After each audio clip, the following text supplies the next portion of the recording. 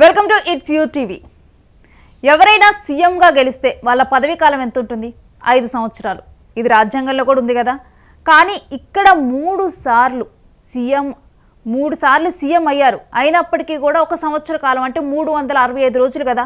ఒక సంవత్సర కాలంగా కూడా ఆయన సీఎంగా ఆ పదవిలో ఆ పీఠం మీద ఉండలేకపోయారు. కేవలం 308 రోజులు. అందులో ఒకటేంటంటే ఒక టర్మ్లో గెలిచినప్పుడు, ఒక టర్మ్లో సీఎంగా ఉన్నప్పుడు కేవలం 10 రోజులు ఆయన ఆ పీఠం మీద ఉన్నారు. మరొకసారి ఒకరు ఇండిపెండెంట్గా ఎమ్మెల్యేగా గెలిస్తే వాళ్ళు సీఎం అయిపోయారు. ఇలాంటి రాజకీయ పరిస్థితులు నెలకొన్న ప్లేసే జార్ఖండ్. అలాంటి ప్లేస్లో షిబు సోరెన్ ఒక జార్ఖండ్ పితామహుడుగా పిలిపించుకుంటున్నారు. ఆయన ఎదిగిన తీరు ఇవన్నీ కూడా ఇప్పుడు మాట్లాడదాము. ఎందుకంటే జార్ఖండ్ రాజకీయాలు మీరు గూగుల్లో ఎతికినా కానీ మీకు క్లియర్ ఇన్ఫర్మేషన్ దొరకదు, అంత ప్రత్యేకమైనవి. అండ్ అక్కడ ఉన్న అనిశ్చితి, అస్థిరత ఊహకు కూడా అందనది చాలామందికి కూడా. సో ఇప్పుడు మాట్లాడదాము. మనతో పాటు ఉన్నారు it's UTV CEO political analyst Sivaracharla గారు. హాయ్ శివ గారు. నిజంగానే దీని ముందు సందర్భం చెప్పండి. శిబు సోరెన్ గారు నిన్న చనిపోయారు. ఈ రోజు ఆయన అంటే షిబు సోరెన్ గారు ఇప్పుడు చనిపోయిన తర్వాత ఒక్కసారిగా కూడా జార్ఖండ్ రాజకీయం ప్రత్యేకంగా తెర మీదకి వచ్చింది. మరోవైపు ఏంటంటే మోడీ వెళ్ళి కలిసిన తర్వాత కూడా వాళ్ళ ఇప్పుడు హేమంత్ సోరెన్, ప్రస్తుత జార్ఖండ్ సీఎంని హేమంత్ సోరెన్ని కలవటము, వాళ్ళని ఓదార్చటము, ఈ వీడియోస్ అన్నీ కూడా వైరల్ అవుతూ తర్వాత ఎవరు ఈ షిబు సోరెన్ అని చెప్పి కూడా అందరు సర్చ్ చేయడం కూడా మొదలుపెట్టారు. సో అందుకని చెప్పి ఇవాళ స్టూడియోలో మీతో ఈ విషయం మీద ప్రత్యేకంగా మాట్లాడదామని చెప్పి కూడా ఈ సందర్భంలో మిమ్మల్ని పిలవటం అయితే జరిగింది. అయితే దీని మీద ప్రముఖులు కూడా ట్వీట్ చేశారు. Even AP CM Chandrababu Naidu, మరోవైపు జగన్మోహన్ రెడ్డి, వీళ్ళు కూడా ట్వీట్ చేశారు. PCR play the tweets.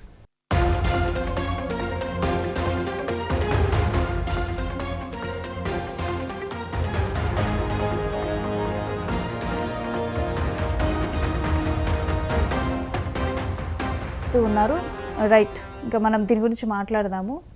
Narendra Modi వీళ్ళందరూ కూడా ప్రత్యేకంగా ఆయన వెళ్ళి నరేంద్ర మోడీ హాస్పిటల్కి వెళ్ళి కూడా హేమంత్ సోరెన్ ఇవన్నీ కూడా కలిసి మనం చూసాము.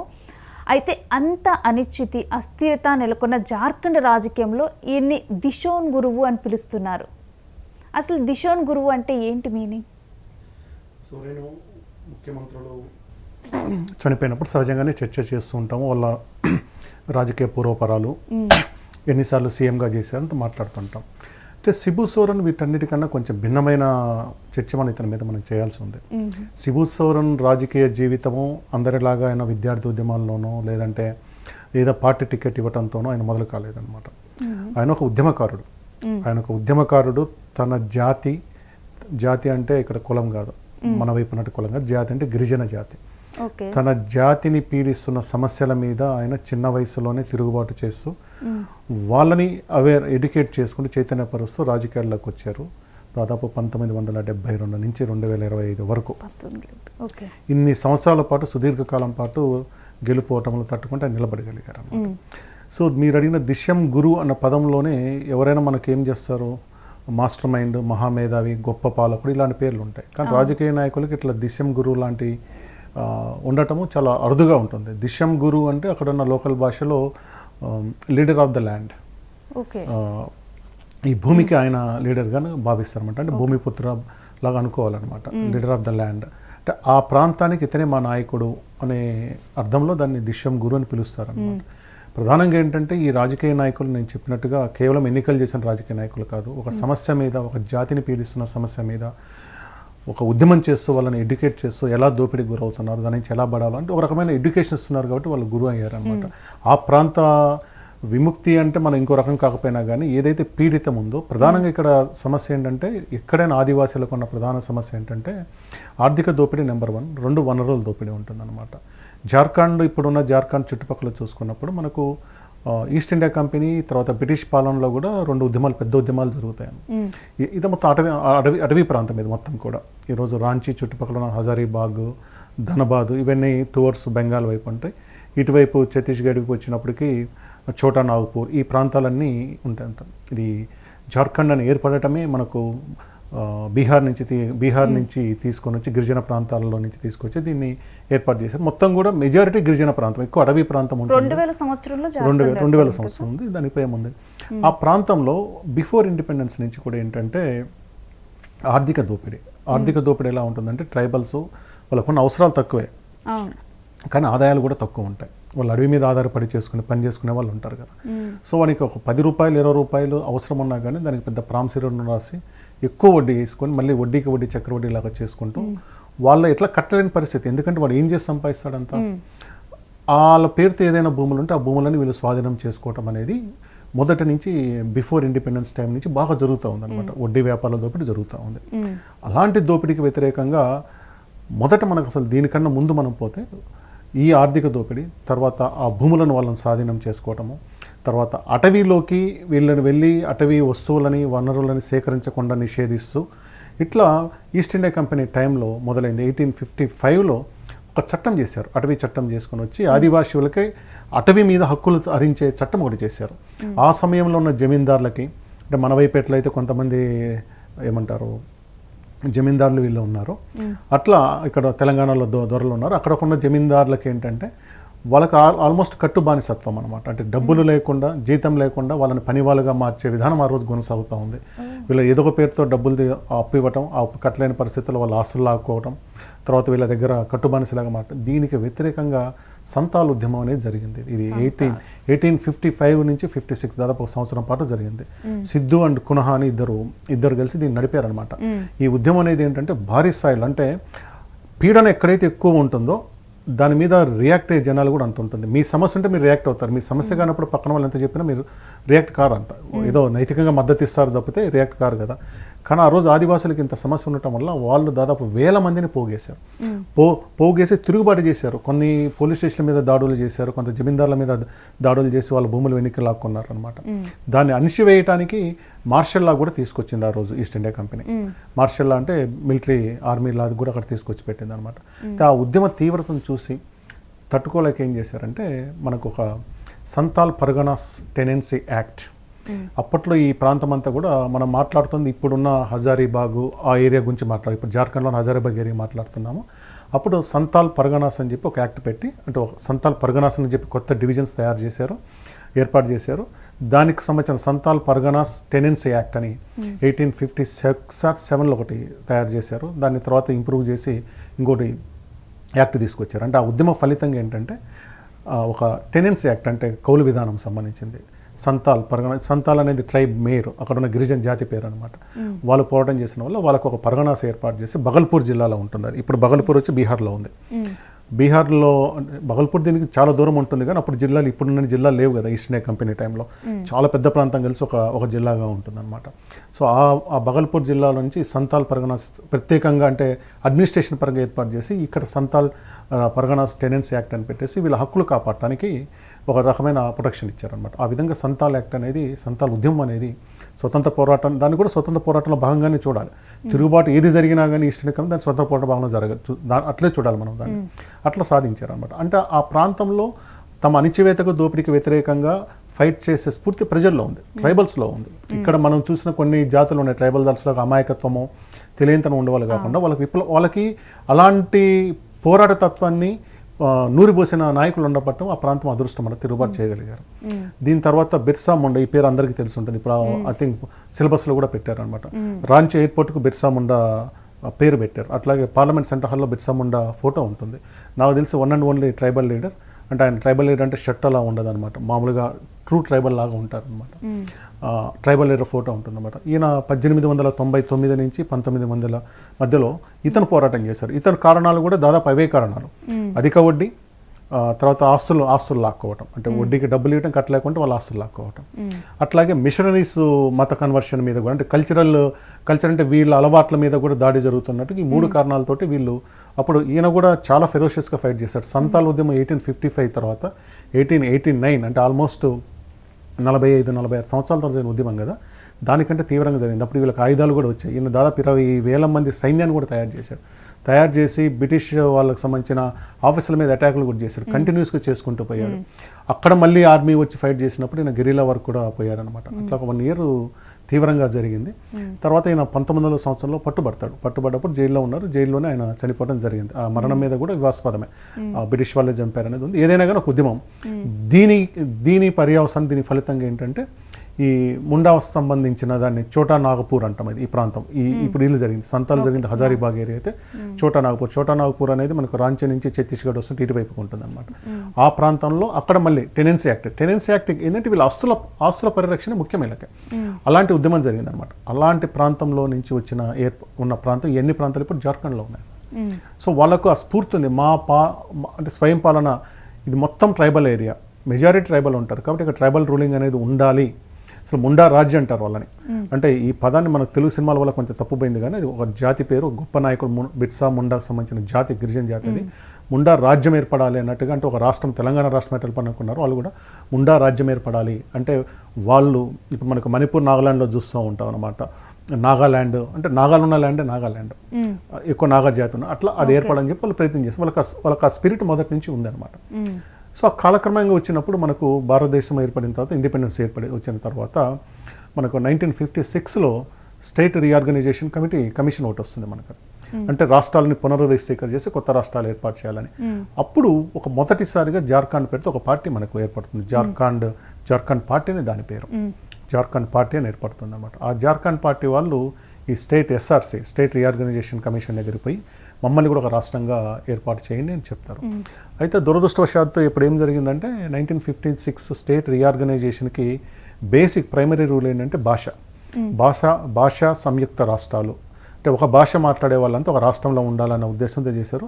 అదే క్రమంలో మన మద్రాసు నుంచి ఆంధ్ర రాష్ట్రం ఏర్పడుతుంది. అట్లా దానివల్ల ఏమైందంటే మీ జార్ఖండ్ అనే ప్రాంతంలో ఒక భాష లేదు, మెజారిటీ పీపుల్ ఒక భాష మాట్లాడలేదు, వేరు జాతులు వేరు భాషలు ఉన్నాయని చెప్పి దాన్ని ఆ రోజు యాక్సెప్ట్ చేయలేదు వాళ్ళ. ఆ విధంగా జార్ఖండ్ అనే స్ఫూర్తి మొదటి నుంచి రావటం జరిగింది. అండ్ మనం చూస్తే కనుక ఇప్పుడు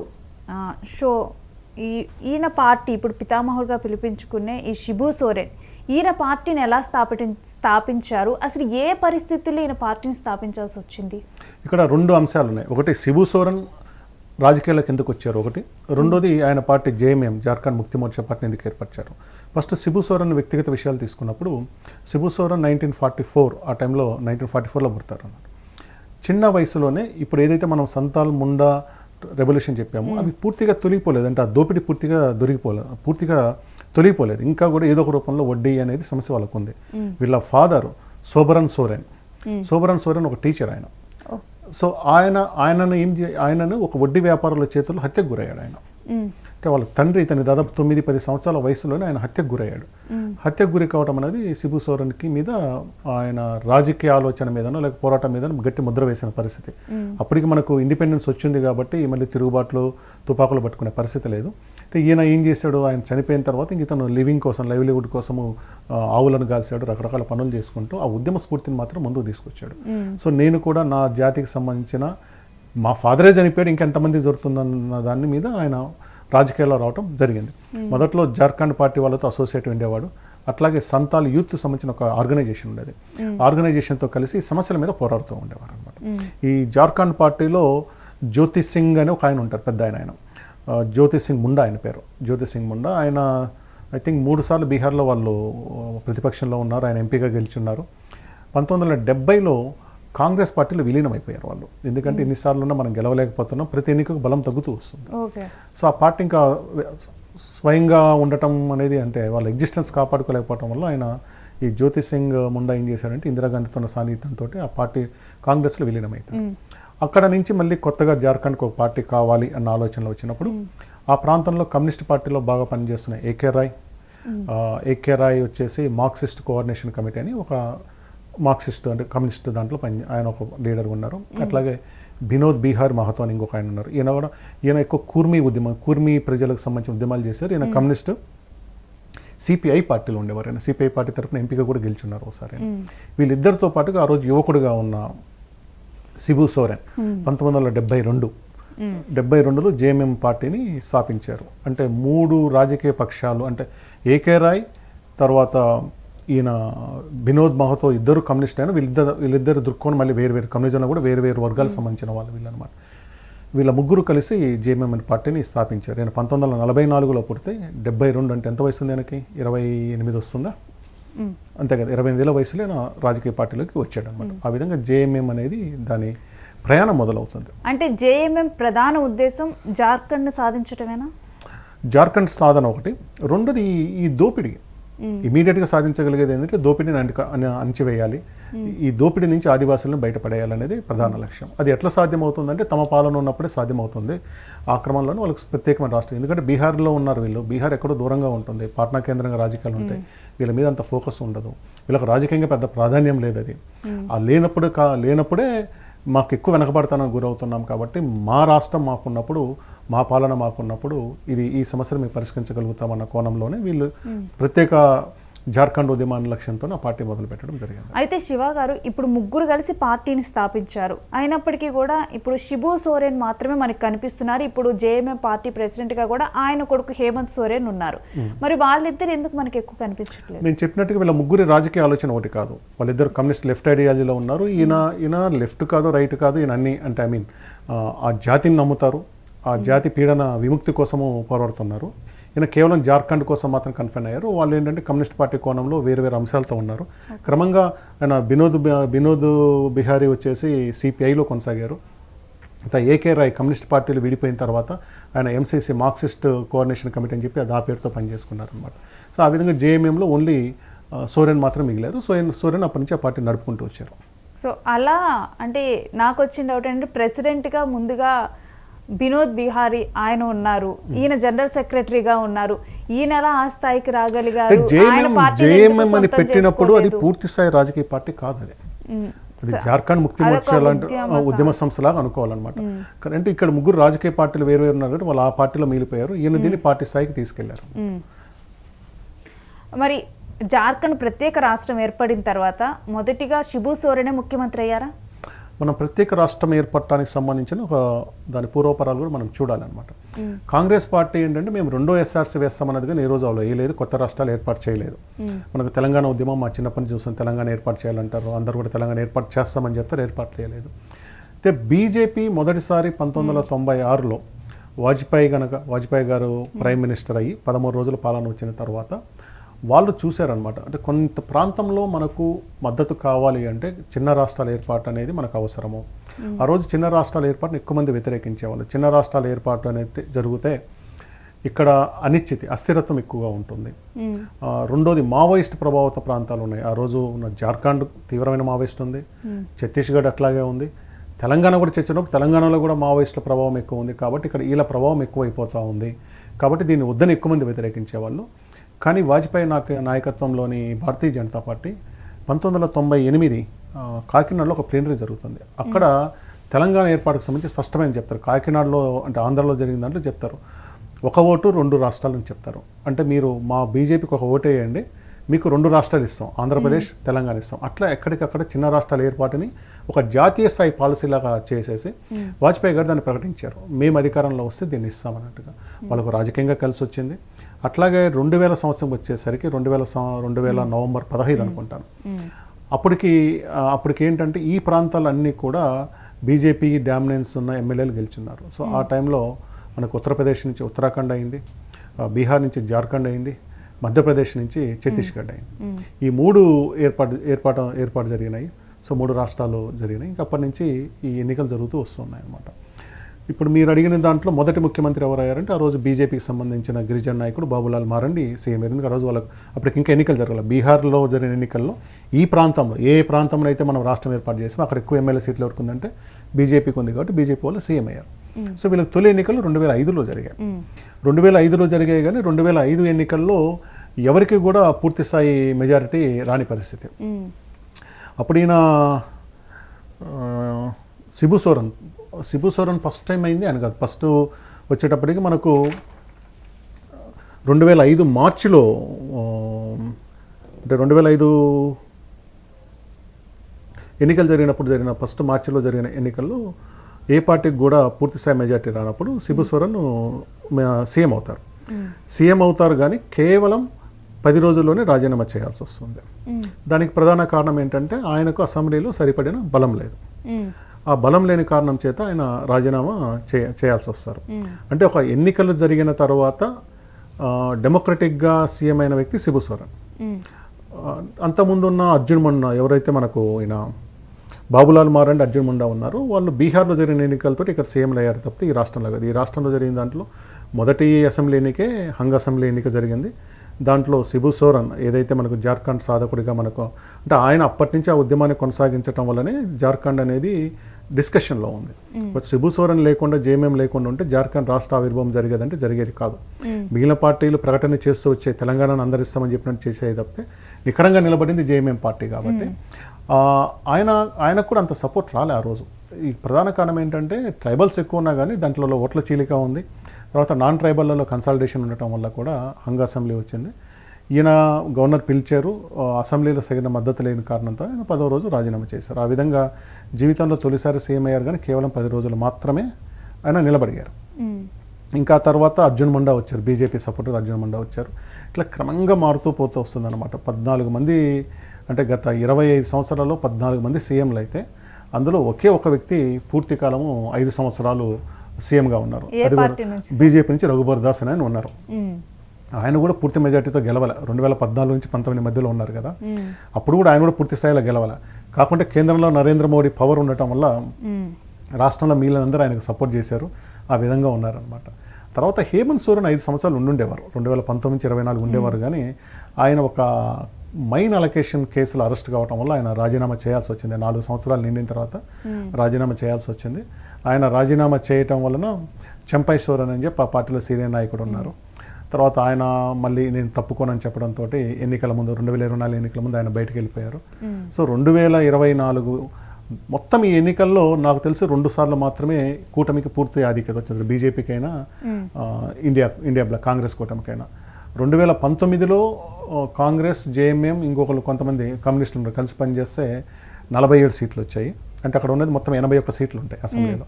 ఈ 81లో అంటే మనకు ఎంతకంటే 41 సీట్లు రావాలి. సో దాంట్లో మొదటిసారి 2019 ఎన్నికల్లోనే పూర్తి మెజార్టీ వచ్చింది కూటమికి ఎన్నికల రోజు. అట్లా ఆయన ఉన్నారు. తర్వాత మొన్న మాత్రం 56 సీట్లతోటి తిరుగులేని మెజార్టీ తీసుకొచ్చుకున్నారు 2024లో. సో ఇప్పుడు సుస్థిరత వైపు వస్తున్నారు అనుకోవాలి, 2019 నుంచి వస్తున్నారు అనుకోవాలన్నమాట. లేకుంటే ఏమవుతుందంటే కేంద్రంలో ఏ పార్టీ అధికారంలో ఉంటే ఆ పార్టీకే అనుకూలంగా రాష్ట్రంలో కూడా మారుతూ ఉంటుంది. తర్వాత ఈయన మళ్ళీ శిబు సోరెన్ మళ్ళీ రెండోసారి 2009లో సీఎం అయ్యారు. 2009లో సీఎం అయినప్పుడు 2009 కన్నా ముందు ఇంకొక ఇంట్రెస్టింగ్ ఇంకోటి ఉందన్నమాట. మీకు శిబు సోరెన్ రాజీనామా 10 రోజులు రాజీనామా తప్ప అర్జున్ ముండా అయ్యారని చెప్పాను కదా. అర్జున్ ముండాకి ఆ రోజు మధు కూడా చాలామంది సపోర్ట్ చేశారు.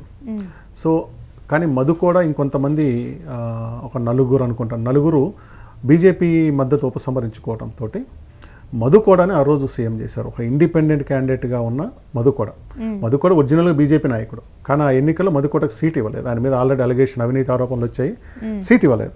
కానీ ఆయనకున్న బలంతో ఆయన గెలిచాడు. సో మధు కూడా ఈ బీజేపీ ప్రభుత్వాన్ని కూల్చి, అర్జున్ ముండా ప్రభుత్వాన్ని కూల్చి బయటకు వచ్చి తనతో పాటు ఒక 3 తీసుకొచ్చుకొని ఆయన కాంగ్రెస్, జేఎంఎం వీళ్ళందరి మద్దతుతో ఆయన సీఎం అయ్యాడు. అంటే భారతదేశ చరిత్రలో ఒక ఇండిపెండెంట్ ఎమ్మెల్యే సీఎం అయ్యాడు రాష్ట్రానికి. అంటే అనిశ్చితి అనే దాన్ని నేను పర్సనల్గా యాక్సెప్ట్ చేయను. చిన్న రాష్ట్రాల్లో అనిశ్చితి ఉంటే యాక్సెప్ట్ చేయను. కానీ అన్ఫార్చునేట్లీ బీహార్లో అలాంటిది జరిగింది అనమాట. ఆ మధు కూడా ఇండిపెండెంట్గా అంటే ఒక్క సీట్తో వచ్చి సీఎం అయ్యాడు. సో ఆయన చేసిన అవినీతి కేసులో ఆయన మళ్ళీ అరెస్ట్ అయ్యి జైలుకి వెళ్ళటం, ఆయన రాజీనామా చేయటం, ఆ తర్వాత పూర్తిగా తన ఎన్నికల్లో పోటీ చేసే హక్కును కోల్పోవటం, ఇదంతా జరిగింది. ఇదంతా ఎప్పుడు జరిగింది? ఈయనకు జేఎంఎం కాంగ్రెస్ మద్దతు ఇచ్చినప్పుడు జరిగింది. ఈ రోజు మధు కూడా భార్య ఎక్కడ ఉన్నారంటే మళ్ళీ బీజేపీలో ఉన్నారు. సో పార్టీలు ఏమి అంటరానే కాదు, ఎవరు ఏ పార్టీకైనా వెళ్ళిపోతారు అనమాట. సో అట్లా శిబు సోరెన్ 10 రోజులు తప్పుకోవటం వల్ల అర్జున్ ముండా తర్వాత మళ్ళీ మధు కూడా లాంటి అంటే అది కేసు కోర్టు ప్రూవ్ చేసింది కాబట్టి మనం కూడా అవినీతి పరుడు అనాలి. అవినీతి పరుడు అయిన ఒక సీఎంని ఆ రాష్ట్రం ఇవ్వటం అనేది కొంచెం ప్రదేశంలో దురదృష్టకరమైన సంఘటన. అండ్ ఇప్పుడు అస్థిరతపై కొంత సుస్థిరత, కొంత కాన్స్టెంట్గా ఉండేలాగా ప్రభుత్వం అడుగులు వేస్తుంది. దీనికి కారణం జేఎంఎంకి గిరిజనుల మద్దతు పెరగటమా? జేఎంఎంకి గిరిజన మద్దతు ఒకటి. రెండోది కాంగ్రెస్ జేఎంఎం మధ్యలో బలమైన పొత్తు ఉండటం. అంతకుముందు ఎన్నికలు వాళ్ళు సపరేట్గా చేశారు, 2014లో సపరేట్ పోటీ చేశారు. కానీ తర్వాత నుంచి వాళ్ళు పొత్తు పెట్టుకొని వచ్చారనమాట. 2019 నుంచి పొత్తులో ఉన్నారు. ఆ పొత్తులో ఉన్న ఓట్ ట్రాన్స్ఫర్ బాగా జరుగుతుంది అనమాట. కాంగ్రెస్ ఓట్లు జేఎంఎంకి పడుతున్నాయి, జేఎంఎం ఓట్లు కాంగ్రెస్కి పడుతున్నాయి. కాబట్టి ఒక ఎన్నికల్లో 18 బీజేపీ, 18 జేఎంఎం, 14 కాంగ్రెస్ వస్తాయన్నమాట. అంటే మూడు పార్టీల బలాబలాలు సమానంగా ఉన్నాయి.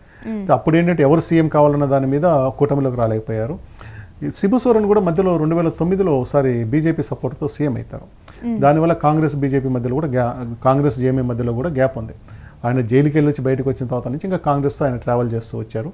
కూటమిలో స్థిరత్వం ఉండటం వల్ల వాళ్ళు ఫలితాల్లో కూడా మొదటిసారి చెప్పాను కదా 2019 కూటమి కలిసిపోయింది. అప్పుడే వాళ్ళకి పూర్తి మెజార్టీ వచ్చింది, 47 సీట్లు. తర్వాత మొన్న 24 56 సీట్లు వచ్చింది. అంటే ఒక రకమైన రాజకీయ స్థిరత్వం ఉంటుంది. ఎప్పుడైతే ప్రభుత్వానికి స్థిరత్వం ఉంటుందో ప్రతిపక్షానికి కూడా అంతే వస్తుంది. ఇప్పుడు రేపు ఈ పార్టీ ఈ గవర్నమెంట్ మీద వ్యతిరేకత వచ్చిందనుకోండి, వీళ్ళందరినీ ఓడగొడతారు. సో అప్పుడు ఆపోజిట్ ప్రతిపక్షం గెలుస్తుంది. అయితే నేను అనుకోవడం ఏంటంటే ఇన్ కేస్ అది మనం ఏం జ్యోతిష్యం చెప్పట్లేదు, వచ్చే ఎన్నికల్లో ఈ కూటమి కనుక ఓడిపోతే గెలిచే కూటమి అంటే ఆబ్వియస్గా బీజేపీ కూటమి కూడా పూర్తి మెజార్టీతో వస్తుంది అనుకుంటున్నాను. మళ్ళీ హంగ రాదు, ఇది కూటమిగా పోటీ చేసి మళ్ళీ ఎవరికి వాళ్ళు పోటీ చేసి మళ్ళీ హంగి వచ్చే అవకాశం ఉంటుంది. సో ఇప్పుడు రాజకీయంగా కూడా ఒక అనిశ్చితి అస్థిరత నెలకొనటం వల్లే ఇప్పుడు ఆ రాష్ట్రంలో జార్ఖండ్ సహజ వనరులు చాలా ఎక్కువ ఉన్నాయి, అక్కడ మైనింగ్ అంత జరుగుతుంది.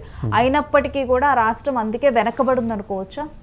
లేదు, వెనకపడటానికి భౌగోళిక కారణాలు ప్రధానంగా చూడాలి.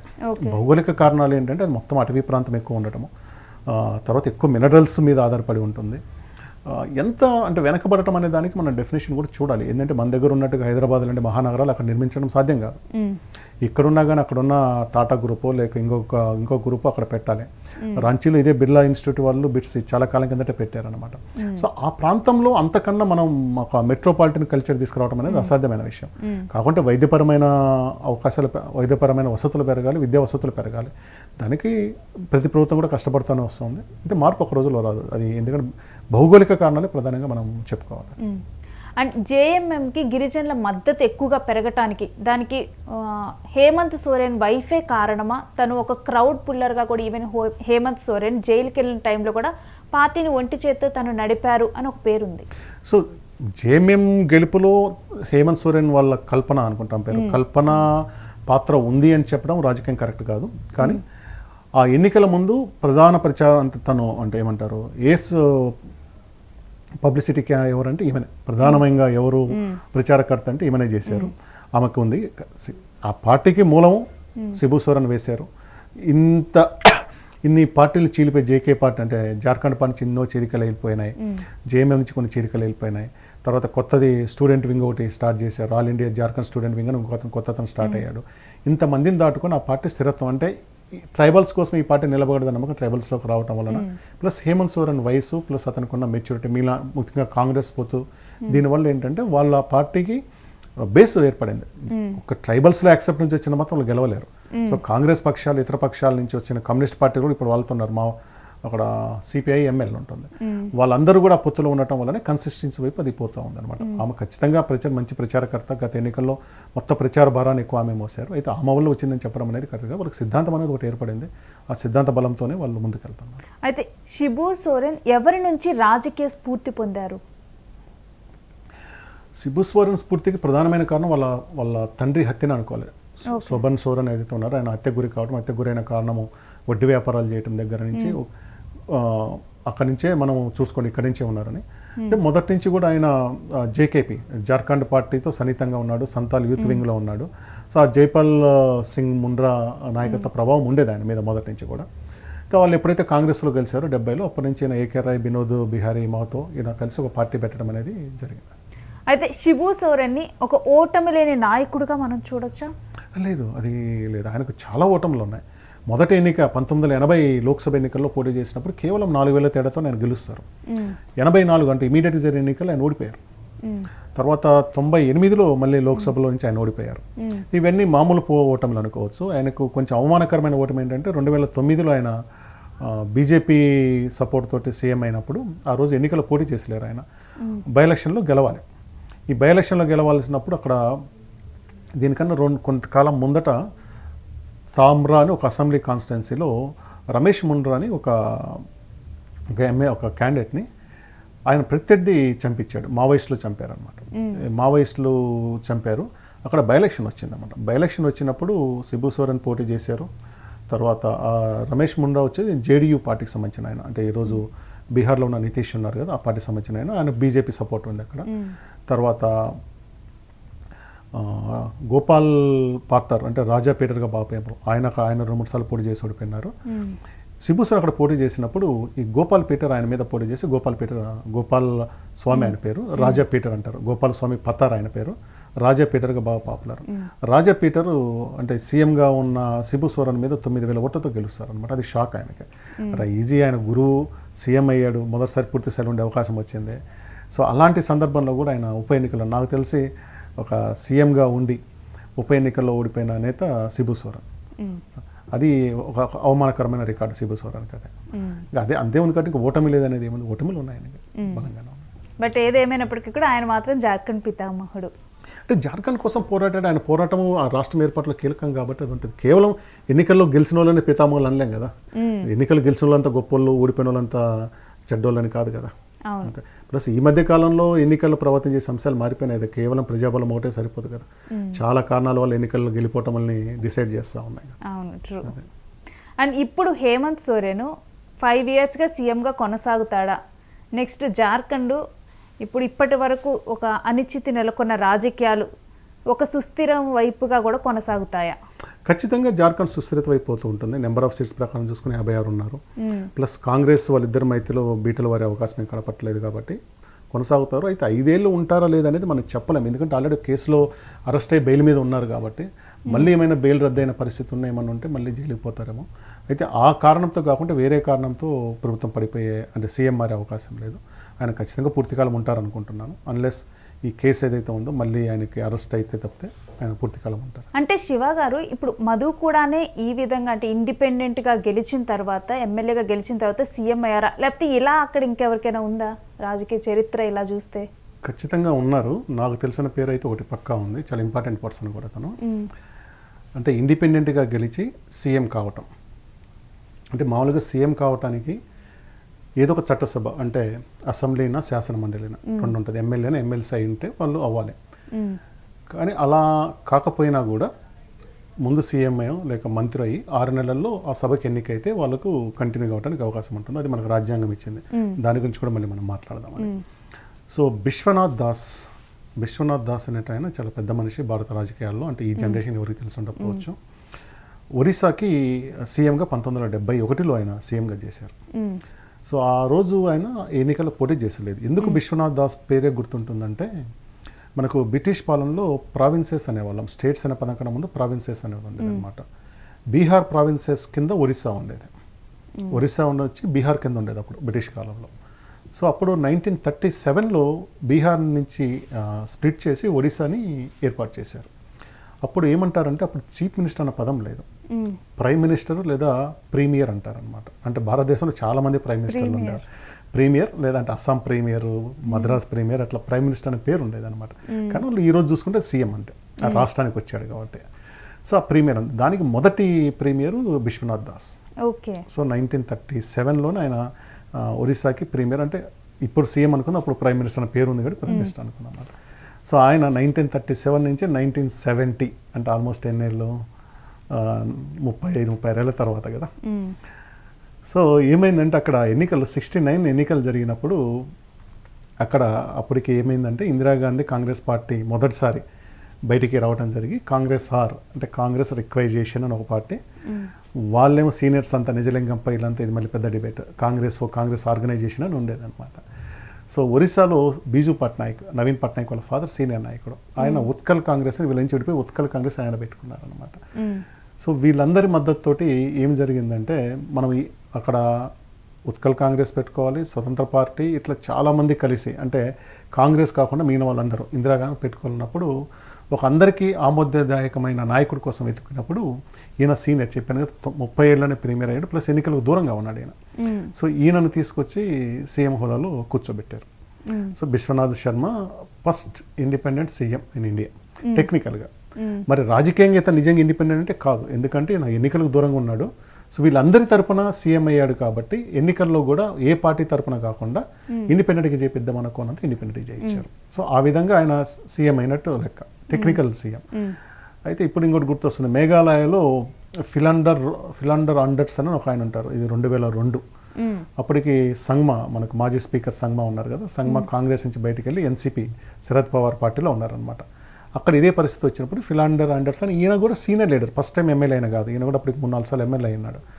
సో ఆయనను తీసుకొచ్చి సీఎం చేశారు. అంటే ఒక రకంగా ఇండిపెండెంట్గా ఎన్నికై సీఎం అయిన వ్యక్తులలో ఫిలాండర్ ఆండర్సన్ 2002లో మేఘాలయ అయ్యారు. ఆ తర్వాత మధు కూడా మనకు 2006లో జార్ఖండ్కి అవుతారు వీళ్ళిద్దరు. విశ్వనాథ్ శర్మ వీళ్ళందరికన్నా కానీ ఆయన టెక్నికల్గా ఇండిపెండెంటే కానీ యాక్చువల్గా ఇండిపెండెంట్ కాదు. ఈ అందరూ అతన్ని సీఎం చేసుకున్న తర్వాత ఇంతమందిని కలిసి చేశాం కాబట్టి ఏ పార్టీ తరపున వద్దు అని చెప్పేసి గుర్తు లేకుండా పోటీ చేయించారు. ఆ విధంగా టెక్నికల్గా మనకు విశ్వనాథ్ దాస్ ఒరిస్సాకి అయ్యారు, తర్వాత ఫిలాండర్ ఆండర్సన్ అయ్యారు, మధుకోడ, ఇలా ముగ్గురు మనకు ఉన్నారు అనమాట. అయితే మరొక కేసు ఏంటంటే ఎమ్మెల్యేగా కాకుండా డైరెక్ట్గా సీఎం అయిపోయి ఆ తర్వాత ఉప ఎన్నికల్లో పోటీ చేసి ఓడిపోయిన వాళ్ళు ఉన్నారా? మీరు అడిగిన ప్రశ్నకు సమాధానం మనకు 1969 ఎన్నికల్లో ఉత్తరప్రదేశ్లో ఆ రోజున్న ఇందిరాగాంధీ నాయకత్వంలోని కాంగ్రెస్ ఆర్గనైజేషను, చరణ్ సింగ్ నాయకత్వంలోని భారతీయ క్రాంతి దళ్ BLD ప్రధాన పోటీదారు. అంతకుముందు వరకు చరణ్ సింగ్ వచ్చేసి కాంగ్రెస్లోనే ఉండేవాడు. ఆయన ఇందిరాగాంధీతో వచ్చిన డిఫరెన్స్ వల్ల ఆయన బయటకు వచ్చి సొంత పార్టీ పెట్టుకొని ఉన్నారు. వీళ్ళతో పాటుగా జనసంఘ్ అంటే ఈరోజున్న బీజేపీ మాతృ సంస్థ జనసంఘ్, తర్వాత స్వతంత్ర పార్టీ అంటే జయప్రకాష్ నారాయణ ఆధ్వర్యంలో స్వతంత్ర పార్టీ, కొన్ని కమ్యూనిస్టులు, ఇంకా చాలా పార్టీలు ఉన్నాయన్నమాట. ఈ మొత్తం 1969 ఎన్నికల్లో 425 సీట్లున్న ఉత్తరప్రదేశ్లో గవర్నమెంట్ ఫామ్ చేయడానికి 213 కావాలి, 50% సీట్లు కావాలి. కానీ ఇందిరాగాంధీ కాంగ్రెస్ 6కి కేవలం 211 సీట్లు వచ్చింది. అంటే ఆమెకు కొన్ని సీట్లు షార్ట్ పడ్డాయి. అప్పుడు ఏం చేశారంటే ఫస్ట్ చరణ్ సింగ్ BKD ఇందిరాగాంధీ కలిసి చరణ్ సింగ్ని సీఎం చేశారు. సో ఇందిరాగాంధీ మద్దతుతోటి, కాంగ్రెస్ 6 మద్దతుతోటి చరణ్ సింగ్ సీఎం అయ్యారు. అయితే కొద్ది కాలంలో ఇద్దరి మధ్య గ్యాప్ రావటం వల్ల ఇందిరాగాంధీ కాంగ్రెస్ ఆయనకు మద్దతు విరమించుకున్నప్పుడు ఆయన ప్రభుత్వం నుంచి తప్పుకున్నారు. సో అప్పుడు ఇంకా కొత్త క్యాండిడేట్ తీసుకురావాలి అంటే మొత్తం 425లో 211 తీసేస్తే మిగిలిన 214 సీట్లు ఒక 10 పార్టీలకు ఉన్నాయనుకోండి. 10 పార్టీలందరినీ ఒక తాటి మీదకి తీసుకురావాలి. ఎవరిని సేమ్ చేసి ఇంకోరు ఒప్పుకోరు కదా. అందులో ప్రధానంగా ఉంది చరణ్ సింగ్ పార్టీకి 98 ఉన్నాయి, జనసంఘకు 48 ఉన్నాయి, ఇంకా మిగిలిన వాళ్ళకి స్వతంత్ర పార్టీకి ఒక 15 అట్లా. స్వతంత్ర పార్టీని ఒక పార్టీ ఉంది. స్వతంత్ర అంటే ఇండిపెండెన్స్ కాదు, జయప్రకాష్ నారాయణలో స్వతంత్ర పార్టీ ఉంటుంది, విజిల్ సింబల్ తోటి, స్టార్ సింబల్, లోక్సత్తా సింబల్తో పార్టీ ఉంటుంది అనమాట. సో వీళ్ళందరూ కలిసి ఏం చేశారంటే ఒక ఆమోద్యమైన నాయకుడిని తీసుకురావాలని త్రిభువన్ నారాయణ్ సింగ్ అని ఒక ఆయన పెద్ద ఆయన అప్పుడు ఎన్నికల పోటీ చేసలేడు, ఆయనను తీసుకొచ్చి సీఎం చేశారనమాట. ఆయన సీఎం అయ్యారు అంటే ఎమ్మెల్యే కాకుండా సీఎం అయ్యారు. సో దీని మీద ఒక ఆయన కేసుకి వెళ్ళాడు, ఎమ్మెల్యే కాని వాడు సీఎం ఎట్లా అవుతాడు, రాజ్యాంగం ఆర్టికల్ 164(4) అంటే బ్రాకెట్లో 4 ఉంటుంది. 164(4) ప్రకారము ఇది మంత్రులకు మాత్రం వర్తిస్తుంది కానీ చీఫ్ మినిస్టర్కి వర్తించదు అని చెప్పి ఆయన సుప్రీంకోర్టు పోయినప్పుడు సుప్రీంకోర్టు దాని మీద విచారణ చేసింది. ఒక కాన్స్టిట్యూషనల్ బెంచ్ని ఏర్పాటు చేసింది, 5 మంది జడ్జిలతో చేసింది. ఆ తీర్పు తర్వాత వచ్చిందండి ఇట్లా కూడా కావచ్చు అని చెప్పింది. సో సీఎం అంటే చట్టసభలో సభ్యుడు కాకుండా, ఎమ్మెల్యే ఎమ్మెల్సీ కాకుండా సీఎం అయిన మొదటి వ్యక్తి మనకు త్రిభువన్ నారాయణ్ సింగ్. అది కూడా ఇండిపెండెంట్గా వచ్చి అయ్యాడు, ఏ పార్టీకి సంబంధం లేదు. ఆయన రాజకీయ విరామం తీసుకున్నాడు, ఈయన కూడా పెద్ద ఆయన స్వతంత్ర పోరాటం ఇచ్చినారు అనమాట. సో ఈయన అయిన తర్వాత ఈయన మళ్ళీ ఎమ్మెల్యే కావాలి కదా 6 నెలల్లో, అది రాజ్యాంగం మొదటి నుంచి ఉంది. సో దాని పేరు ఏదో ఉంటుంది మనకి ఇప్పుడున్న గోరఖ్పూర్ ప్రాంతం, మణినగర్ అనుకుంటే దాని పేరు. గోరఖ్పూర్ ప్రాంతం నుంచి బై ఎలక్షన్ వచ్చింది. ఒక కాంగ్రెస్ సభ్యుడు రాజీనామా చేసి ఇచ్చాడు ఈయన సీఎం కావడం కోసం. సో ఆయన అక్కడ పోటీ చేశాడు. కానీ ఇందిరాగాంధీ దేశంలో అప్పటికి ఆమె మీద సానుభూతి ఉంది, ప్రభావం బాగుంది. సో కాంగ్రెస్ క్యాండిడేట్ చేతిలో ఈయన ఓడిపోయాడు, చేతి ఓడిపోయాడు. పాపం సీఎంగా ఉండి అంటే అందరు కలిసి ఈయన సీఎం చేశారు, ఈయన కోరుకున్నది కాదు, చేశారు. అంతమంది పెద్ద నాయకులు పోరాడినా కానీ ఇందిరా కాంగ్రెస్ని అంటే కాంగ్రెస్ 6 క్యాండిడేట్ని ఓడించలేక సీఎంగా ఉండి కూడా బై ఎలక్షన్ ఓడిపోతారు. ఇది మొదటి ఎన్నిక. ఇక్కడ 2 రికార్డులు ఉన్నాయన్నమాట. ఎమ్మెల్యే కాకుండా సీఎం అయిన మొదటి వ్యక్తినే, సీఎంగా ఉండి ఉప ఎన్నికలు ఓడిపోయిన మొదటి వ్యక్తినే త్రిభువన్ నారాయణ్ సింగ్. ఈ ఇన్సిడెంట్ మనకు బాగా ఉంటుంది. ఇదే సందర్భంలో ఇంకొక ఇన్సిడెంట్ కూడా ఉంది మనకు. మామూలుగా ఏంటంటే ఎవరైనా సీఎం అయ్యారంటే అంటే ఎమ్మెల్యే కాకుండా సీఎం అయితే తన కోసం ఎవరో ఒకళ్ళు రాజీనామా చేసి ఏమంటారు ఆయన సీఎం కావడానికి అవకాశం ఇస్తారు, సహజంగానే ఇస్తారు. వాళ్ళకి ఏదో ఒక పదవి రావటమో ఏదో ఉంటుంది, ఇస్తారు కదా. మన దగ్గర కూడా కోట్ల విజయభాస్కర్ రెడ్డి సీఎం అయినప్పుడు మనకు పాండ్యం నుంచి కాటసాని రాంభూపాల్ రెడ్డి రాజీనామా చేసి ఇవ్వటము, ఇట్లా చాలా చోట్ల జరుగుతూ ఉంటుంది, అట్లా చాలా రాష్ట్రాల్లో జరుగుతూ ఉంటుంది. అయితే పాండిచ్చేరికి షణ్ముగం అని ఒక ఆయన కూడా సీఎంగా చేశారు, అంతకుముందు చేశారు, 2000 సంవత్సరంలో ఒకసారి చేశారు. 2001లో ఇట్లాగే అక్కడ కూడా హంగ్ అసెంబ్లీ ఏర్పడింది. అప్పుడు కాంగ్రెస్, అన్నాడీఎంకే, ముప్పనార్ అంతా సపరేట్గా ఉన్నారనమాట. ముప్పనార్ అప్పుడు బీజేపీతో ఉన్నాడు, ఎన్డీఏతో ఉన్నాడు. సో వీళ్ళందరూ కలిసి గవర్నమెంట్ ఫామ్ చేసినప్పుడు ఇక్కడ కూడా ఇదే సమస్య, అందరికి ఆమోదయోగ్యుడైన క్యాండిడేట్ కావాలని చెప్పేసి ఎన్నికలకు దూరంగా ఉన్న షణ్ముగాన్ని తీసుకొచ్చి సీఎం చేశారు. కానీ 6 నెలల్లో ఆయన సీఎం కావాలంటే ఎవరు కూడా రాజీనామా చేయలే. ఎవరు రాజీనామా చేయకపోవడం వల్ల అసలు ఎన్నిక లేకుండా ఆయన పదవి నుంచి తప్పుకోవాల్సి వచ్చింది అనమాట. ఇట్లా 2 ఇన్సిడెంట్స్ మనకు అదే బిగ్ ట్విస్ట్ అంటే అదే గూస్ బంప్ ట్విస్ట్ లా ఉంది సార్ అసలు యాక్చువల్లీ. అంటే ఆయన కోసం ఆ ప్లేస్ ఖాళీ చేసి ఇచ్చినా కానీ ఆయన గెలవలేదు కంప్లీట్గా కూడా. అది కూడా అంతమంది అన్ని పార్టీలు కలిసి చేసినా కానీ కేవలం కాంగ్రెస్ రిక్వెస్ట్ చేసిన అనాలి, ఎందుకంటే ఆ ఎన్నికల్లో మాత్రం ఆ పేరు ఉంటుంది. సో ఇందిరాగాంధీ నాయకత్వం కాంగ్రెస్ క్యాండిడేట్ ఆయనను ఓడిస్తాడు. సో అట్లా ఓడించటం తోటి ఆయన పదవి కోల్పోతాడు అనమాట. ఆ తర్వాత మళ్ళీ మనకు శిబు సోరెన్, నాకు తెలిసి ఈ 2 ఇన్సిడెంట్లే ఉన్నాయి. రైట్, థ్యాంక్ యూ శివ గారు. శిబు సోరెన్ గారు చనిపోయిన తర్వాత ఇప్పుడు అందరూ కూడా జార్ఖండ్ వైపు చూస్తూ ఉన్నారు. జార్ఖండ్ పితామహుడు కోల్పోయారు జార్ఖండ్ పీపుల్. ఆ తర్వాత జార్ఖండ్ రాజకీయాలు కూడా ఇప్పుడు ఏం జరుగుతుంది జార్ఖండ్ రాజకీయాల్లో అని చెప్పి కూడా తెలుసుకోవాలి అనుకున్నారు. సో దాని గురించే ఇప్పుడు అసలు జార్ఖండ్ ఏ విధంగా ఫామ్ అయింది, 2000 సంవత్సరంలో జార్ఖండ్ ఫామ్ అయింది. అయితే దానికి ముందు అసలు ఎన్ని ఉద్యమాలు జరిగాయి, ఆ నేపథ్యం ఏంటి, ఈయన జార్ఖండ్ పితామహుడుగా ఏ విధంగా ఎదిగారు, ఆయన ఎదుర్కొన్న ఒడిదుడుకులేంటి రాజకీయ జీవితంలో, ఇవన్నీ కూడా పొలిటికల్ అనలిస్ట్ శివ రాచర్ గారితో మనం మాట్లాడాం. Keep watching UTV.